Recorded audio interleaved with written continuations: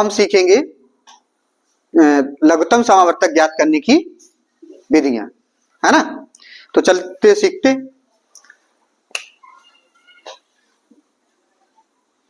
लासा ज्ञात करने की विधियां, करने की विधियां, ठीक है। क्या करेंगे? लासा ज्ञात करने की विधियां। तो हमारे पास मुख्य रूप से लासा ज्ञात करने की दो विधियां देखने को मिलती है। पहली विधि है गुणनखंड विधि, गुणनखंड विधि, ठीक है, गुणनखंड विधि। दूसरी है भाग विधि। क्या करेंगे? भाग विधि, ठीक, समझ में आ गया। अब इसमें क्या होगा कि सबसे पहले हम क्या करेंगे, पढ़ेंगे गुणनखंड विधि किसे कहते हैं, यानी कि मासा को हमने अभी पढ़ा है। इसके बाद हम ये देखेंगे गुणनखंड विधि के द्वारा लासा कैसे ज्ञात करते हैं, है ना। चलिए सीखते हैं। अब हम सीखेंगे कि गुणनखंड विधि से कैसे हम लासा ज्ञात करते हैं। तो गुणनखंड विधि में क्या होता है? गुणनखंड विधि, गुणनखंड विधि, गुणनखंड विधि से हम लासा कैसे ज्ञात करते हैं। तो सबसे पहले जो हमको दो या दो से अधिक कोई संख्याएं दी हैं जिनका हमको लासा ज्ञात करना है, उन संख्याओं को क्या करेंगे हम, पहले उनकी आवाज गुणनखंड कर लेते हैं। फिर आवाज गुणनखंड करने के बाद उनको अधिकतम घात के रूप में लिखते हैं। अधिकतम घात के रूप में लिखने के बाद फिर उनमें हम क्या करते हैं कि जो अधिकतम घात वाले आवाज गुणनखंड होते हैं द्विवीय संख्याओं में, उनको हम फिर गुणा में लिखते हैं और उनका गुणनफल ज्ञात करते हैं। और ज्ञात करने के बाद जो हमको गुणनफल प्राप्त होगा उसी को हम द्विवीय संख्याओं का लासा कहते हैं, है ना। तो चलते हैं उदाहरण लेकर के सीखते हैं। जैसे मान लीजिए हमें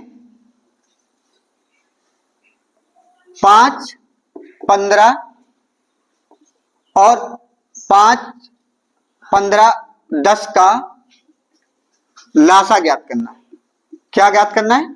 लासा, ठीक, ये हमारा क्वेश्चन है। तो 5, 15, 10 का हमें लासा ज्ञात करना है। तो क्या हमने बताया था कि द्विवीय संख्याओं के पहले हम आवाज गुणनखंड करते हैं और आवाज गुणनखंड को फिर हम अधिकतम घात के रूप में लिखते हैं। तो सबसे पहले 5 के गुणनखंड करते हैं, तो 5 गुणित 5, है ना, ठीक। तो अब इसमें देखो क्या है, 5 की, अब इसको अधिकतम घात के रूप में कैसे लिखेंगे? अधिकतम घात के रूप में कैसे लिखेंगे? तो देखो इसमें क्या है, 1 की घात एक बार लिखा है और 5 की घात कितनी है? भी 1 है ना। तो इसको 5 की घात 1, 1 की घात 1 के रूप में ऐसे लिखेंगे। और ये आवाज गुणनखंड है, क्या है? आवाज गुणनखंड, ठीक है, ये आवाज गुणनखंड है। अब इसमें इसको यहां लिख देते हैं, सही रहेगा, ठीक। अब 15 के देखेंगे, 15 के क्या, 1 गुणित 3 गुणित 5 हो गया।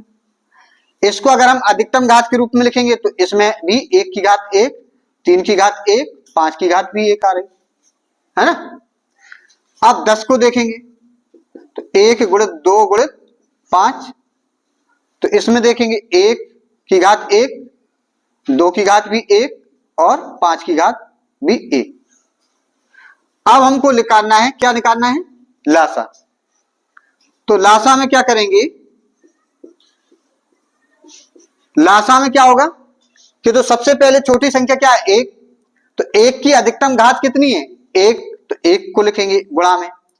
अब इसके बाद 2 वाली संख्या है ना, तो 2 में सबसे, देखो इसमें सबसे बड़ी घात क्या है? 1, तो इसको भी हम यहीं 2 बार लिख लेंगे यहीं पर। इसके बाद 3 को देखेंगे, 3 को लिखेंगे, 5 को 1 बार लिखेंगे, है ना, क्योंकि इसकी घात सब में देखो दिख रहा है इसको भी लिख लेंगे। यानी कि लासा में क्या होता है कि कोई भी संख्या छूटती नहीं है, जिसकी अधिकतम घात होती है उसको गुणा में लिख लेते हैं। तो इसमें क्या होगा, 5 दिया 15, 15 दूनी 30। इसका मतलब क्या हो गया, 5 30 जो आया है वो 5 से भी कट जाएगा, 15 से भी कट जाएगा और 10 से भी कट जाएगा। कट रहा है ना।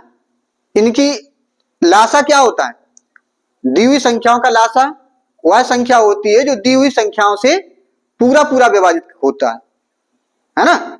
जबकि मासा में क्या होता है, मासा में दी हुई संख्याओं को मासा ज्ञात मतलब विभाजित करता है पूरा पूरा। जबकि लासा में क्या होता है, संख्याएं लासा को विभाजित करती हैं और मासा में क्या होता है, जो मासा होता है वो संख्याओं को विभाजित करता है पूरा पूरा। इतना हमको अंतर हमको पता होना चाहिए कि लासा और मासा में क्या अंतर होता है। ठीक है, अभी हमने सीखा है। अब एक सवाल और ले लेते हैं गुणनखंड विधि से कैसे ज्ञात करते हैं, तो दूसरा सवाल को हम लेकर के सीखते हैं। चलिए हम दूसरा क्वेश्चन से ले लेते हैं उदाहरण, जिससे और क्लियर हो जाएगा कि गुणनखंड विधि से कैसे हम लासा ज्ञात करते हैं। जैसे मान लीजिए क्वेश्चन नंबर 2 है, जैसे मान लीजिए 4, 8 और 16 का मासा ज्ञात करना है। मासा लासा है ना, लासा ज्ञात करना है। तो लासा ज्ञात करना है तो क्या करेंगे, 4 के हम पहले क्या करते हैं, अभाज्य गुणनखंड करते हैं। तो 4 के 1 2 दूनी 4 हो गया, होगा कि नहीं होगा। अब 8 के गुणनखंड करेंगे, 1 गुणित 2 दूनी 4 दूनी 8 हो गया। इसके बाद 16 के गुणनखंड करेंगे, 1 गुणित 2 दूनी 4 दूनी 8 दूनी 16 हो गया, है ना। तो इसमें क्या होगा, अब इनके हमें क्या करना है, अधिकतम घात के रूप में लिख लेते हैं। क्या करेंगे, अधिकतम घात के रूप में, अधिकतम घात के रूप में लिखते हैं। तो अधिकतम घात इसमें देखो क्या है, 1 की घात 1, इसमें 2 की घात कितनी हो जाएगी, 2 हो जाएगी ना, क्योंकि 2 बार लिखा है, लिखा कि नहीं लिखा। इसमें देखो, इसमें क्या है, 1 गुणित 2 की घात कितनी हो जाएगी, 3 हो जाएगी, है। और इसमें क्या हो जाएगा, 1 गुणित 2 की घात 4 हो जाएगी, होगी कि नहीं। अब हमें इनका निकालना है क्या, लासा निकालना है, लघुत्तम समावर्त, कॉमन मल्टीपल्स। तो इसमें हम क्या करते हैं कि अधिकतम घात वाली जो इसमें संख्याएं होती हैं उनको गुणा में लिखते हैं। ठीक, तो अब देखो 1 की घात में तो 1 ही 1 है सब में, तो इसको तो 1 ही बार लिखा जाएगा, क्योंकि 1 की घात 1 1 1 ही माने। इनकी 1 की घात 1 1 बार है तो इसकी घात 1 होगा, इसकी घात भी 1, इसकी घात भी 1। तो 1 की घात अधिकतम कितनी है, 1, तो इसको लिख लेंगे। अब इसके बाद 1 के बाद कौन सी संख्या दिख रही है, 2 है ना, 2 है ना। हम 2 की अधिकतम घात वाले को लिखेंगे, क्या लिखेंगे, 2 की अधिकतम घात। तो 2 की अधिकतम घात कितनी है बताओ, 4 है ना। तो इसको लिख लेंगे 2 की घात 4 वाले, बकाया छोड़ देंगे, क्योंकि 2 की घात 4 में 3 भी आ गया, 2 भी आ गया, तो 4 भी आ गया।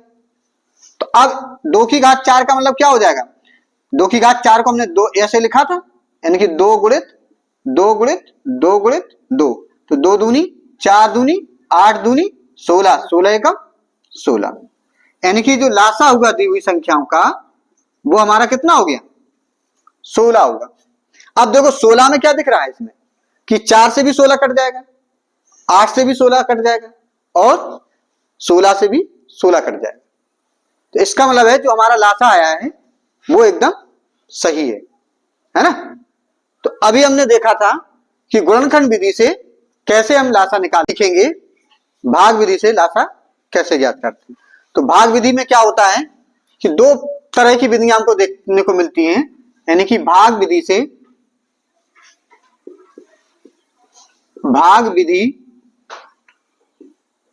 से लासा ज्ञात करना, लासा ज्ञात करना।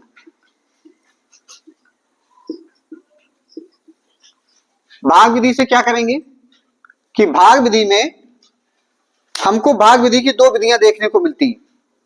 पहली विधि हमें इसे बोलते हैं, मान लीजिए भाग की प्रथम विधि, भाग की प्रथम विधि, प्रथम विधि, और दूसरी होगी भाग की द्वितीय विधि।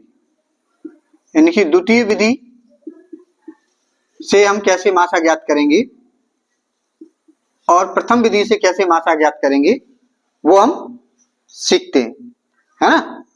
तो भाग विधि से प्रथम विधि से कैसे मात्रा ज्ञात करेंगे, चलिए हम सीखते हैं भाग विधि से कि प्रथम विधि से कैसे मात्रा ज्ञात करते हैं। ठीक, अब हम सीखेंगे भाग की प्रथम विधि के द्वारा लासा कैसे ज्ञात करते हैं।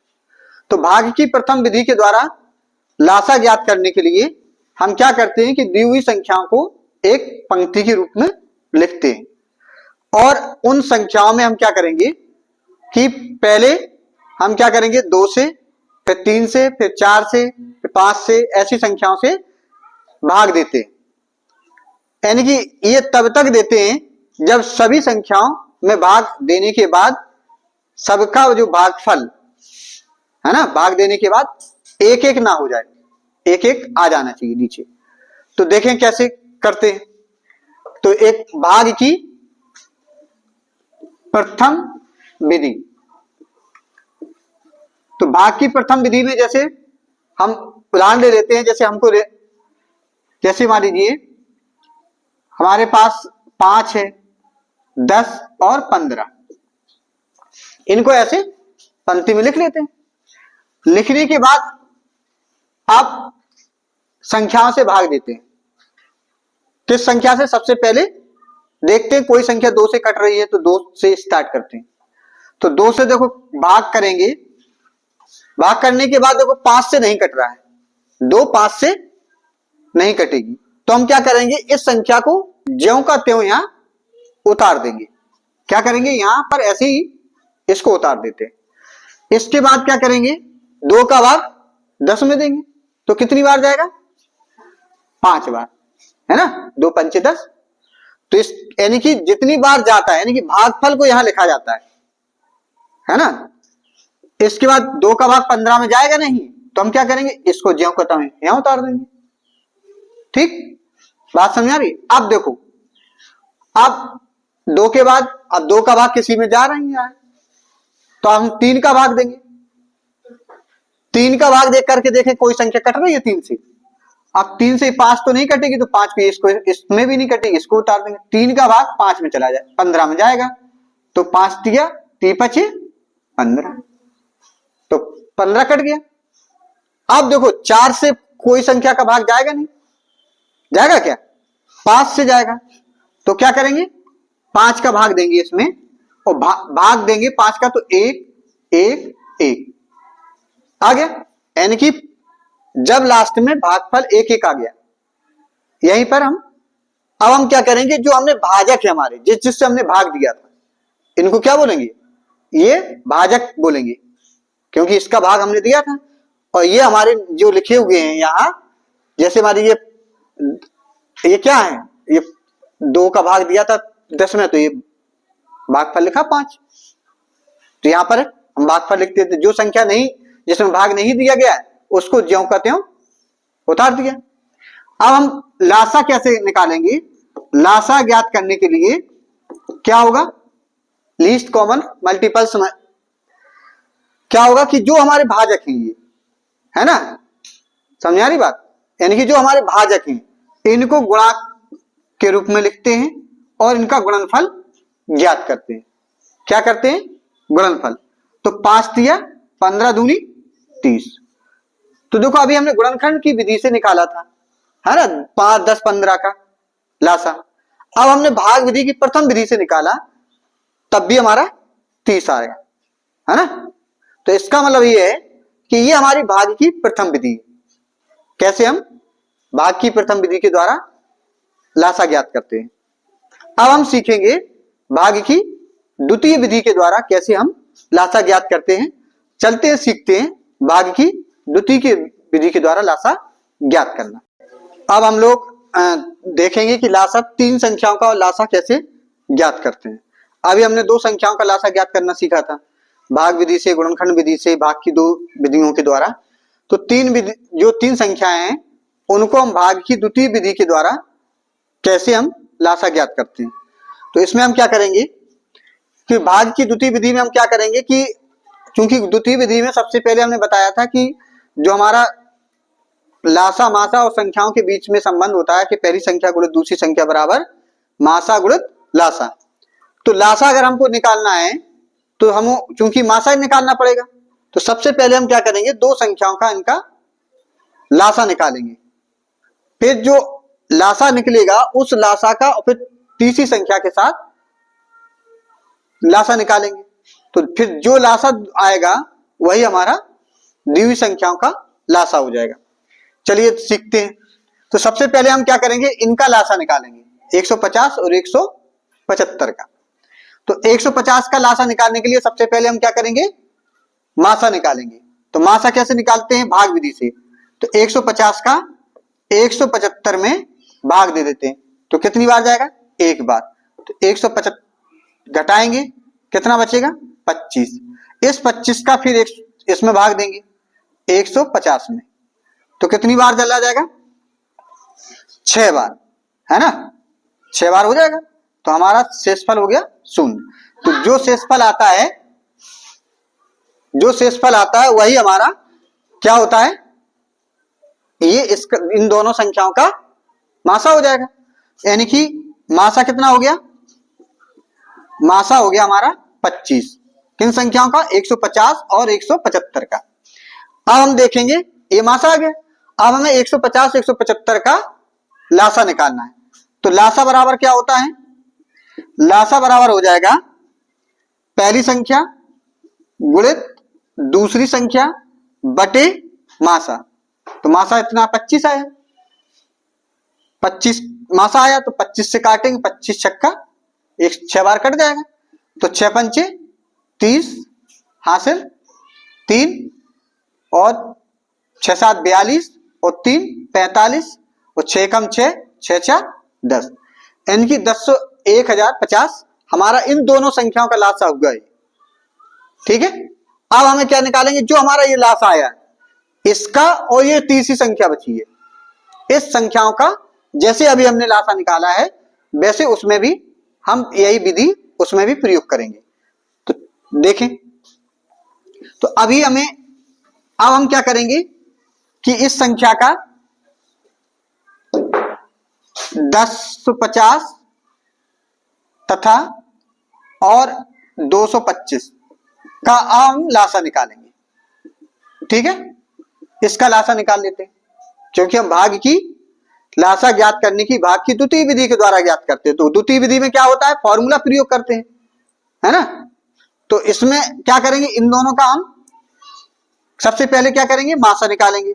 तो मासा में क्या करते हैं, इन दोनों में जो छोटी संख्या होती है उसमें बड़ी संख्या से में भाग देते हैं। तो दोनों में छोटी संख्या कौन है, 225, इसका भाग देंगे हम 1050 में। ठीक है, अब भाग देंगे तो कितनी बार चला जाएगा, 225 का अगर पहाड़ा नहीं आता है तो हम क्या करेंगे, हम यहां भाग देखें फिर यहां देखेंगे। तो 225 का कितनी बार, 2 चौको 8 और 5 से करेंगे तो 5 25, 5 दूनी 10 11, फिर 5 दूनी 10। तो 5 बार अगर हम देते हैं 5 25, 5 दूनी 10 2 12 और 5 दूनी 10 और 1 11 ज्यादा हो रहा है ना, इससे ज्यादा होना नहीं चाहिए। तो इसका मतलब 5 बार नहीं जाएगा। तो 5 बार नहीं जाएगा तो 4 बार देखें, तो 4 पंचे 20 0 और 4 दूनी 8 8 2 10, तो 4 दूनी 8 8 और 1 9 हो गया, 900 होगा। अब घटा देंगे तो 0 5 और ये 150 बचा। अब जो 150 आया इसका भाग इसमें देंगे 225 में, 225 में भाग देंगे तो कितनी, अब देखो एक बार फिर चला जाएगा क्योंकि घटाएंगे तो ये 5 बचा, और ये 7 बचा, बचा कि नहीं। इसका मतलब इस 75 का भाग इसमें देंगे, तो 75 का भाग किसमें देंगे, 150 में। 150 में देंगे 75 दूनी 150, 150 हो जाएगा, यानी कि शेषफल हमारा 0, यानी कि मासा आया हमारा 75, यानी कि इन दोनों का जो मासा आया 75। ठीक है, क्या आया, 75 आ गया। तो जब ये मासा 75 आ गया, अब हमको चाहिए लासा। तो लासा में क्या होता है, लासा निकालने के लिए ये पहली संख्या मान लीजिए, दूसरी संख्या है, तो हम क्या करेंगे, 150 गुणित 225 बटे 75, है ना। तो 75 का अब इसमें भाग दे दो, काट दीजिए 5 से पहले, 5 एकम 5, 2 बचा, पचम 25, और 5 चौको 20, 2 बचा, पचम 25, अब 15 नीचे है ना ये, तो 15 एकम 15, 15 ती 45, कितना हो गया, 0 3 15, 3 एकम 3, तो 3150 हमारा कि क्या होगा, इन तीनों संख्याओं का लासा हो जाएगा। क्या हो जाएगा, लासा, है ना, समझ में आ गया। यानी कि तो दी हुई संख्याओं का तो लासा क्या हो जाएगा, उत्तर हो जाएगा हमारा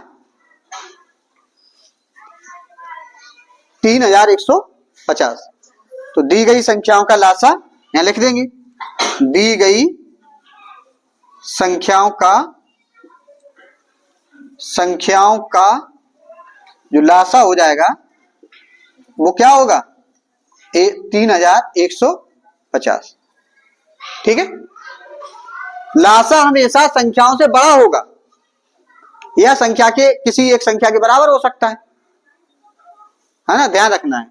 तो देखो हमेशा लासा जो आएगा या तो किसी एक संख्या के बराबर होगा या वो संख्याओं से बड़ा होगा। चलिए, बहुत बहुत धन्यवाद।